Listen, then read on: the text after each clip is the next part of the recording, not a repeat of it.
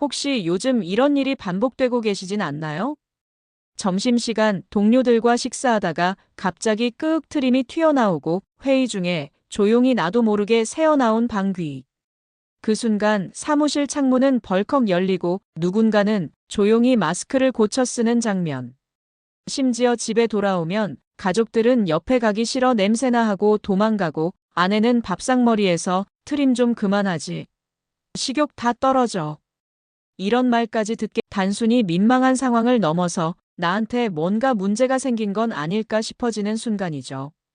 이건 단순한 노화 현상이 아닙니다. 이제부터 그 이유를 제대로 알려드리겠습니다. 지금부터 말씀드릴 이야기는 방귀와 트림으로 인해 하루가 불편한 분들, 배에는 늘 가스가 차서 불룩하고 음식을 먹고 나면 항상 속이 더부룩하신 분들께 진짜 원인을 알려드리는 영상입니다. 영상 말미에는 의사에게 직접 들은 해결의 핵심까지 설명드릴 예정이니 절대 중간에 끊지 마시고 끝까지 시청해주세요. 증상과 원인. 이 모든 불편함은 일상에서 시작됩니다. 아침 출근길, 편의점에서 삼각김밥과 커피 한 잔. 점심은 라면이나 패스트푸드로 허겁지겁. 저녁엔 맵고 짠 찌개에 고기, 소주 한 잔. 그리고 밤 10시, 출출하다고 야식으로 치킨. 누구나 이런 식생활을 하고 있습니다. 바쁘니까요. 하지만 위장은 쉴 새 없이 혹사당하고 있습니다. 그 결과는요? 배는 점점 단단하게 불러오고 가만히 앉아 있는데도 트림이 올라오고 회의 중엔 꾸르륵, 장이 말썽을 부리고 몸은 슬그머니 방귀를 뀌지만 냄새는 확 퍼지고 어느 순간 본인 스스로도 냄새가 난다는 걸 인지하게 되며 심지어 트림과 방귀의 타이밍조차 조절이 안 됩니다. 이쯤 되면 유산균을 찾고 소화제를 챙기고 건강에 좋다는 거 이것저것 먹기 시작하죠. 하지만 대부분 효과는 미미하거나 잠깐뿐입니다. 왜냐고요? 방귀와 트림의 진짜 시작은 장이 아니라 위에 있었기 때문입니다. 위에서 발생한 가스가 만든 트림과 방귀. 자, 이제 조금 더 깊이 들어가 보겠습니다. 우리가 음식을 먹는 순간 그 음식은 먼저 위로 들어가게 됩니다. 위는 아주 강한 산, 즉 위산을 분비해서 이 음식들을 분해하고 소화시켜야 합니다. 그런데 이때 위의 상태가 좋지 않으면 문제가 생깁니다. 예를 들어볼까요? 아침에 일어나서 공복 상태인데 커피부터 들이킨다. 점심에 라면이나 햄버거처럼 자극적인 음식만 먹고 저녁엔 술안주에 고기, 볶음밥까지 먹는다면 위는 제대로 소화할 시간을 갖지 못하고 계속해서 밀려들어오는 음식에 지쳐갑니다. 그러면 음식은 위에 머물면서 발효되기 시작합니다. 이게 바로 문제의 시작입니다. 음식이 위에서 충분히 소화되지 않고 머무는 동안 부패하고 발효되며 가스를 생성하게 되는데요. 이때 만들어진 가스는 위쪽으로 올라오면 트림, 아래로 내려가면 방귀로 이어집니다. 이 과정을 하루 한두 번이 아니라 매일 반복하게 되면 어떻게 될까요? 우리 몸은 점점 가스를 저장하는 가스통처럼 변해버립니다. 식사 후엔 배가 땡땡하게 부풀어 오르고 소화가 안 되니까 몸도 무겁고 트림이 나올까 말도 조심하게 됩니다. 그리고 진짜 문제는 이 가스가 단순한 공기가 아니라는 겁니다. 트림으로 나올 때 음식물 찌꺼기와 함께 역류성 불쾌감을 유발할 수 있고 방귀로 나올 땐 악취가 섞이면서 민망한 상황을 만듭니다. 특히 이런 상황이 반복되면 몸은 스스로 조절 기능을 잃게 되고 트림이나 방귀가 자신도 모르게 나오는 상태가 됩니다.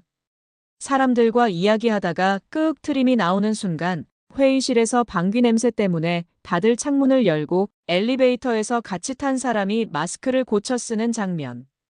이 모든 건 바로 위가 제 역할을 못하고 있기 때문입니다. 정확히 말하면 소화 능력의 시작인 위가 무너졌기 때문이고 그 원인은 곧 밝혀질 위점막의 손상에 있습니다. 지금까지 유산균이나 효소에만 의존해 오셨던 분들, 이제 그 방향을 위쪽으로 바꾸셔야 할 시간입니다. 이해되셨나요? 이 모든 고통의 시작은 바로 위점막의 손상이었습니다. 위 건강을 회복하는 7가지 실천법. 이제는 해결할 차례입니다. 의사들도 추천하는 실제 생활에서 실천 가능한 위 건강 회복을 위한 7가지 방법을 알려드리겠습니다.